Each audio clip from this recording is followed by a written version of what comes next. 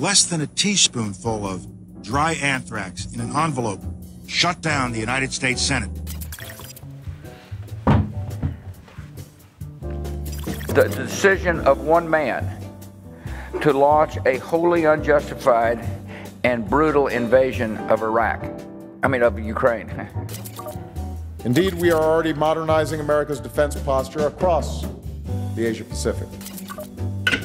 Are you willing to get involved militarily to defend Taiwan if it comes to that? Yes, that's the commitment we made. Salut tout le monde. Petite question en intro. Est-ce que vous vous êtes déjà penché là-dessus? Alors là, on peut voir un petit peu toutes les guerres qui ont eu lieu après la Seconde Guerre mondiale, en gros.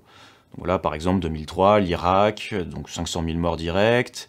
Si on remonte de quelques années, le Kosovo, on est sur 140 000 à peu près. Et plus récent, la Libye, on est entre 10 000 et 30 000.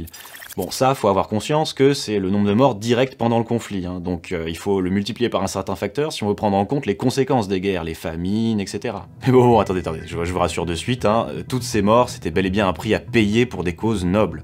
Chacune de ces guerres a été menée pour des bonnes raisons. En Irak, par exemple, on avait toutes les preuves d'un développement d'armes de destruction massive. Donc on parle d'armes chimiques, d'armes nucléaires, qui étaient en plus entre les mains de Saddam Hussein, qui était quand même considéré à l'époque comme le véritable Hitler du Moyen-Orient. Le Kosovo, si on revient dessus, là aussi, c'est vraiment la définition d'une intervention salutaire.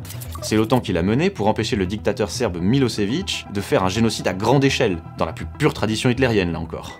Et la Libye, on se rappelle quand même qu'elle était sous le joug d'un dictateur sanguinaire qui était prêt à massacrer son propre peuple. Ce qui lui a valu le titre de Hitler du continent africain, si on veut.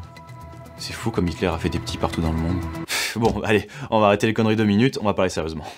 En Irak, l'histoire des armes de destruction massive, c'était bien sûr un énorme fake, qu'aujourd'hui c'est complètement reconnu, mais déjà à l'époque, les instances décisionnaires le savaient pertinemment. Et donc c'est en toute connaissance de cause qu'ils ont lancé cette guerre, fait des millions de morts et plongé tout un pays dans le chaos et la misère, pour des raisons purement économiques et politiques. Alors du côté des Balkans, au Kosovo, on avait en effet des politiques discriminatoires, puis des violences ethniques, mais qui ont eu lieu en conséquence des bombardements de l'OTAN.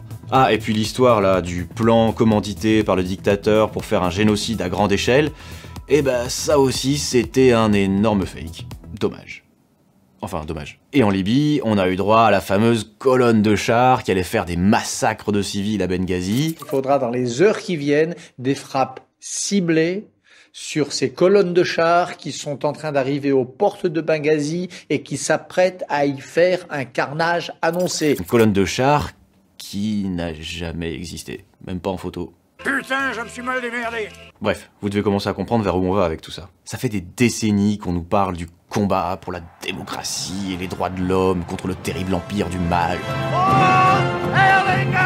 Bah ici, on va déconstruire méticuleusement tous ces jolis mythes, et on va essayer de comprendre un petit peu les rouages de ce truc aussi fascinant que destructeur, l'impérialisme moderne.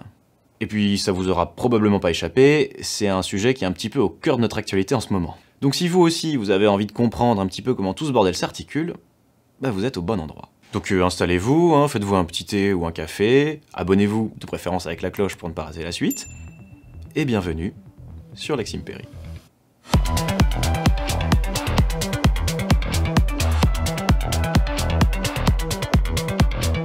We have been compelled to create a permanent armaments industry of vast proportions.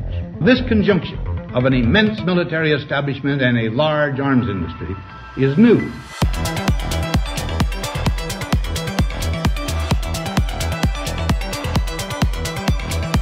We must guard against the acquisition of unwarranted influence by the military-industrial complex.